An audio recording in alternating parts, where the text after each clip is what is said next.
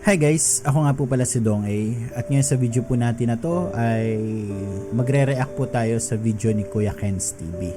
Nang si Kuya Ken's TV ay nung nakaraan po ay gumawa tayo ng content para sa mga small charity vloggers natin o small YouTuber na sumusunod sa yapak ni Kuya Val Santos Matubang. E ngayon, magre-react tayo sa isang video ulit na may pinamagatang mahigit isang taon nang walang dumadalaw. Anyway, sa lahat po ng mga nanonood sa atin, gusto kong i-promote, gusto kong maging tulay itong aking video sa mga kapwa nating kalingap na content creator, Kuya Ken's TV. Sana po sa mga nandito, pwede kayong dumiretso kay Kuya Ken's TV para mapanood yung kanyang video. Sa aking video po kasi ay magkakaroon ng mga putol, pause, kung saan nagbibigay po ako ng reaction. Kung ayaw po natin masira yung momentum natin sa panonood, mas maganda panoorin natin. Syempre mas maganda diretso tayo kay Kuya Ken's. Dito po guys, puputol-putulin natin, ipo-post natin, okay? Suportahan po natin guys, Kuya Ken's TV, Let's go. Samahan niyo ko't alamin natin ang kwento ni Tatay Jose Abraham. Naabutan ko si Tatay Jose sa kanyang bahay na naglalaba ng kanyang mga damit. Yung boses ni Kuya Ken's, Parang si Howie Severino. No? Ng Eyewitness. Okay, mahilig po kasi guys ako manood ng Eyewitness, And isa si Kuya Howie Severino na gustong-gusto ko yung kanyang documentary kasi ang soft ng kanyang boses, Parang si Kuya ganun na ganun pati linya Ulitin natin ng konti. Pati line Samahan niyo ko't alamin natin kaboses. ang kwento ni Tatay Jose Abraham. Wow, pati yung tuldok kung saan hihinto. Butang ko si Tatay Jose sa kanyang bahay na naglalaba ng kanyang mga damit. Butas-butas na ang bubong ni Tatay Jose Abraham. Kwento pa nga niya na kapag umuulan ay basang-basa siya at hindi siya makatulog ng maayos. Makikita mo talaga sa itsura ng bahay, nagre-reflect kung anong kwento ng buhay meron doon. Doon mo malalaman kung may saya ba doon sa loob ng tahanan o punong-puno na ng mga lungkot, Ganun di ba? Nagre-reflect minsan, nakakalungkot lang, Ang dami nating kababayan sa Pilipinas na ganito yung kalagayan. Ulitin natin ng konti. Abraham. Kwento pa nga niya na kapag umuulan ay basang-basa. Butas-butas ay mag-isa na lamang sa kanyang butas-butas na bahay. Dahil hindi na daw siya pinupuntahan ng kanyang mga anak. At ang kanyang asawa naman ay hindi siya tanggap ng mga mag-anak. Kaya sabay-sabay nating alamin at tuklasan ang kwento. Isa yun sa mga pinakamalungkot na sandali ng ating buhay. Yung ang mismong mga anak natin ay siya pa ang mag-iiwan. Oo, iiwanan tayo. And yung kanyang asawa ni Tatay Jose ay hindi siya tanggap nung kanyang ng mga kamag-anak. Isa yun sa mga masakit na sandali, Yung nagmamahal ka lang naman, ginawa mo yung mga sakripisyo, nag-alay ka ng oras ng pagmamahal pero hindi sapat, Kasi gano'n naman dapat parang sa panahon na yon, parang hindi lang dapat na gusto ka ng babae. Kailangan magustuhan ka rin ng buong pamilya, ng buong anak, kamag-anak, 'Di ba? Ang daming kwento ng buhay ako narinig na gano'n, lalo sa mga matatanda, Hanggang ngayon naman may gano'n 'di ba? Kwento ni Lolo Jose Abraham.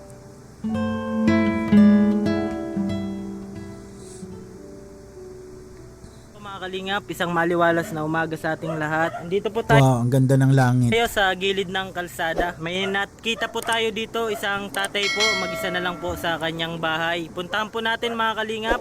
Pero bago natin puntahan si tatay, magpapasalamat muna syempre tayo sa Panginoon at maganda yung panahon ngayon, at kay Kuya Bal Santos Matubang, Ate Edna Vlog, at kay Kalinga Prab. Eh mga Kalinga, punta natin si Tatay.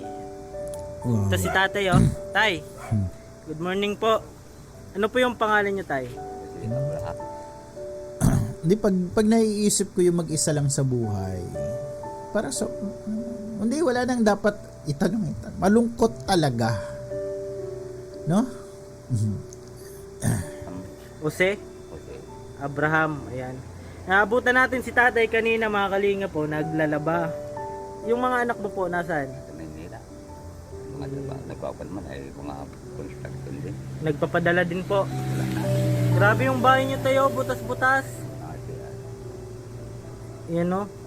Kawawa naman si Tatay. Butas-butas. Tatay Jose. Yung asawa mo po, Wala na. wala na. Patay na daw po. Ano po yung Namatay na pala yung asawa ni Tatay. No? pinagkakakitaan nyo? Dito, Opo. huling-huling lang.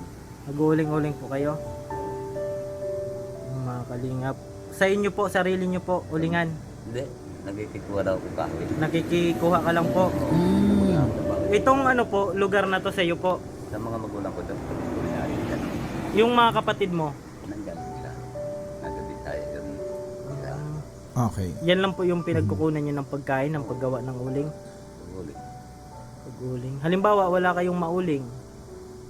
Saan kayo nakuha ng pagkain? Kuwan, meron din naman kasi kung saan pa ako nakikikuha dyan. Kami, sa mga tulad saging. Ay, yun na lang po yung binibenta nyo. Yung madiskarte si Tatay. Pero yung mga Kalinga po, tingnan nyo.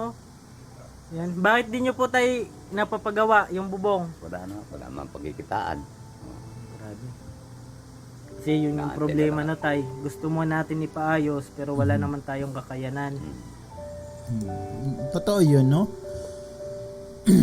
Marami kang pangarap sa buhay, marami kang gustong gawin. Pero alam mo hindi mo kaya eh. Alam mo kulang eh. And hindi mo rin alam kung yun yung mahirap, no? Na maramdaman natin na hindi natin alam kung kanino pa tayo kakapit, kung kanino pa tayo hihingi ng tulong. Pero para kay Tatay, syempre, no? Lagi lang sana kayo po tay na kumapit lang sa Panginoon. Huwag po kayong bumitaw sa Panginoon. No? Dahil ito na yung paborito kong linya, no? Dahil merong kalingap na handang maglingap, no, para po sa inyo, no? Oh, no? Sana po, no, sa mga nakakapanood ngayon, no, matulungan po natin si Tatay, no. Ina-encourage ko po lahat na maganda manood po kay Kuya Kens. Hindi ko po tatapusin yung video, no? As respect para po kay Kuya Kens, no. Gusto ko po doon po kayo dediretso sa kanyang channel, na para masuportahan po natin. At don't skip ads, sana yun po yung gawin natin, no. Kung yung ads po na mapanood natin ay seconds lang, 5 seconds, ituloy na natin, wag na natin skip, no. Kung lumabas man 5 minuto, okay lang, no. Maganda. Sana po tapusin po natin, no. Malaking bagay po yun para sa kanila, no. Para matulungan po si Kuya Ken sa kanyang channel, no. At maibahagi niya yung tulong na yun para sa kanyang kapwa, no. Kasi yun yung ano eh, diba? Yun yung nagbibigay ng meaning, no, doon sa ginagawa ni Kuya Kens, no. And lagi ko nga sinasabi, ito ay gasolina ng isang taong katulad ni Kuya Kens, yung mga views natin. Syempre kung tutulong siya, nandun yung puso niya na tumulong, pero kung hindi naman sapat yung kanyang maitutulong, no, di ba, kailangan din talaga niya ng suporta galing po sa atin. Sana ano po natin, makita rin po natin lahat, no.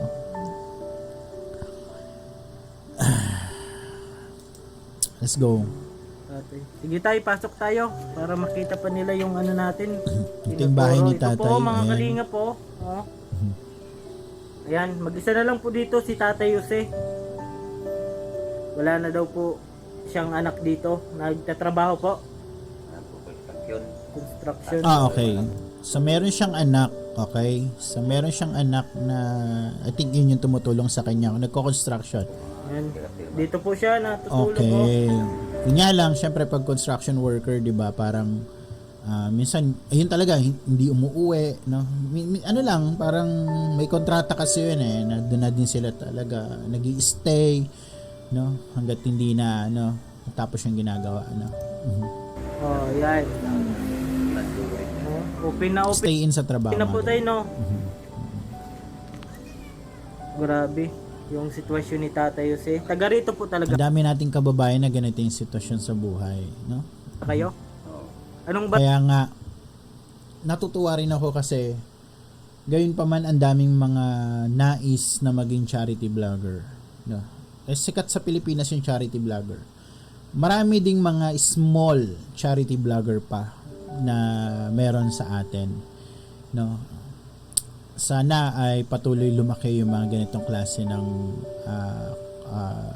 channel katulad kay Kuya Kens. Barangay to, Tay?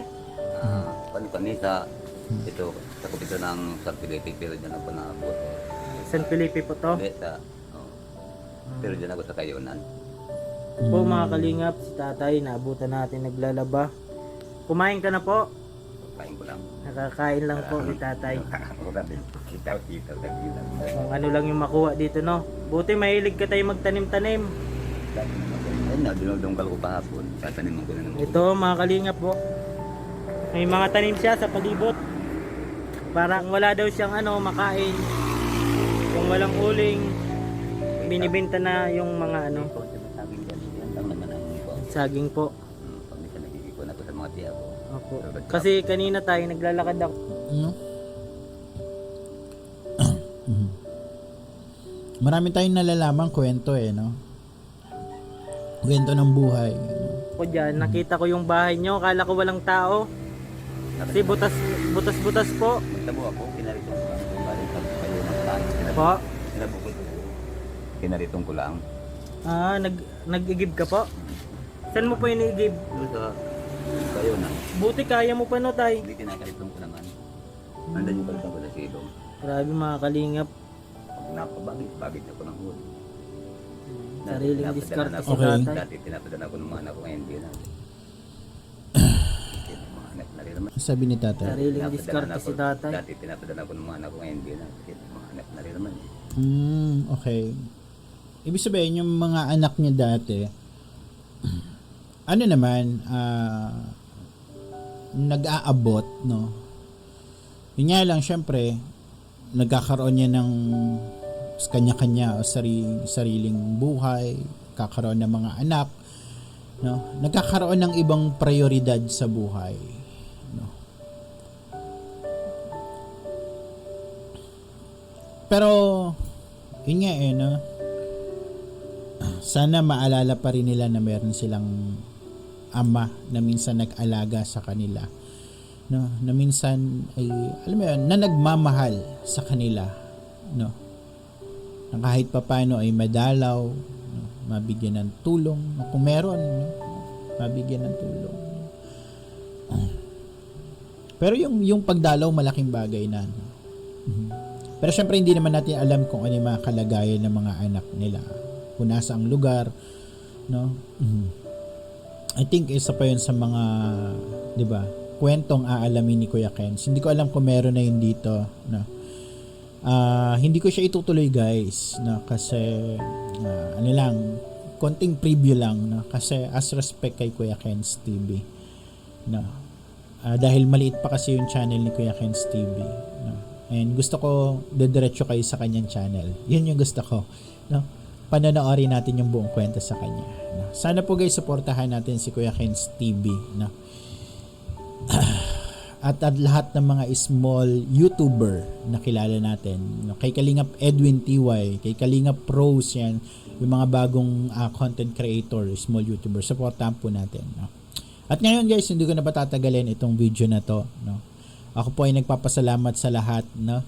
Sa walang sawang suportang ibinibigay niyo po sa akin. Suportahan po natin Kuya Val Santos Matubang, Kalingap Rob, no? Ate Edna, at sa lahat ng mga small content creator, no? Sa lahat ng mga vloggers, reactors, maraming salamat po Maraming salamat po sa inyo. Muli ako po si Dong A.